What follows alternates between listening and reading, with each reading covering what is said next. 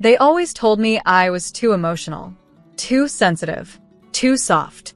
But standing there, outside the house I once called home, clutching the final document that made me the sole heiress of $2 billion, I felt nothing but warmth, excitement, hope. I wanted to rush in, scream, "We're free, we're saved," and watch my parents' eyes fill with pride. But fate had other plans. As I stepped forward, a girl no older than 10 tugged my sleeve. Her eyes were strange, older than time. "Don't go in," she whispered. "A great misfortune is waiting for you there." She smelled like firewood and jasmine. I blinked, confused. "Excuse me?" But she had already slipped behind the alley. Instinct, maybe maternal, maybe divine, made me freeze. I ducked behind the gate, hiding by the window. And that's when I saw it. Them. My parents, my brother, my fiancé, gathered in the living room with a lawyer, holding my documents, reading from a printed will, and laughing. My own mother said, "She'll never know what hit her. We just need one more signature before she hands it all over." I couldn't breathe, because I hadn't even rung the doorbell yet. My heartbeat was thundering in my ears, but my body wouldn't move. I stood frozen behind the shrubs, watching through the cracked window as my own family plotted to rob me. Not metaphorically. Literally. The lawyer, someone I didn't recognize, laid out the forged documents. "You'll present these when she walks in. The power of attorney gives you control over the entire estate." My fiancé, Darren, chuckled. "She's naive enough to sign anything if I say it's for tax purposes." Mom sipped champagne and raised her glass. To a future without our bleeding heart daughter slowing us down. That one hurt. But Dad added, "Once it's done, we'll send her on a retreat or something. Somewhere remote. Maybe with no signal." That one terrified me. I stepped back, heart pounding, gravel crunching beneath my heel. And Darren's head snapped toward the window. "Did you hear that?" I turned and bolted silently into the alley, barely breathing. I didn't stop until I reached my car, parked a block away. I sat in the driver's seat, hands trembling, trying to process what I'd just seen. They weren't just going to trick me. They were going to erase me. And the scary part? They almost succeeded. I drove aimlessly for hours, not knowing where to go. I had no one. No siblings I could trust. No friends they hadn't already poisoned. Darren had infiltrated every part of my life. But they didn't know one thing. I hadn't officially transferred the inheritance yet. The public knew I'd inherited $2 billion. But the account details the legal access that was in a vault.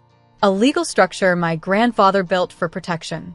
One that required in-person confirmation and a biometric scan. They couldn't touch it. Not yet. But they would try. And now I knew exactly how far they'd go. So, I did the thing they never expected. I checked into a small, nameless motel, burned my old SIM card, bought a new phone, and then I hired someone. Not a hitman, I'm not a criminal. I hired a forensic recovery specialist. Someone who could trace document tampering, fake notaries, and digital manipulation. Someone who could expose everything. And I didn't stop there. I also hired a private investigator. To follow Darren. To listen. To record. I wasn't going to confront them. Not yet. I was going to let them think they'd won. Because when people think you're powerless, that's when they tell the truth. For 2 weeks, I disappeared. They kept calling. My mother, texting threats disguised as concern. "Sweetheart, are you okay? Don't do anything rash.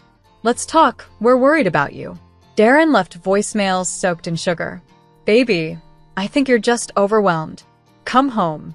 Let's sort through all the paperwork together." They were panicking. Because I hadn't shown up to the signing meeting they staged. Because I had vanished with everything still legally mine. Meanwhile, I was collecting proof. The PI sent me footage. Darren kissing someone else at a bar, a woman I recognized from my sister's engagement party. Mom meeting with a second lawyer. My brother trying to access a bank account using a fake ID with my name. The forensic expert? She confirmed it all. Forgery. Fraud. Conspiracy. Each receipt, each document, each surveillance photo. I stored them neatly in a folder titled, "When They Fall." But I needed one more thing. Their confession. So I did the unthinkable. I called Darren.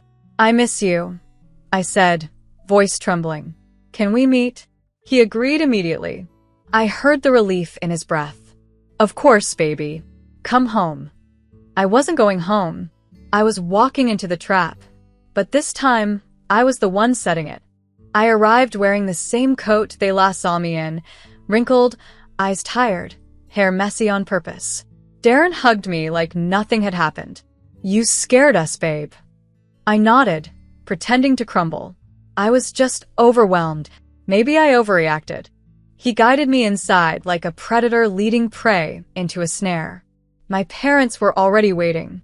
The table was set with wine and fake warmth. Mom clasped my hand. "We just want to help, sweetheart.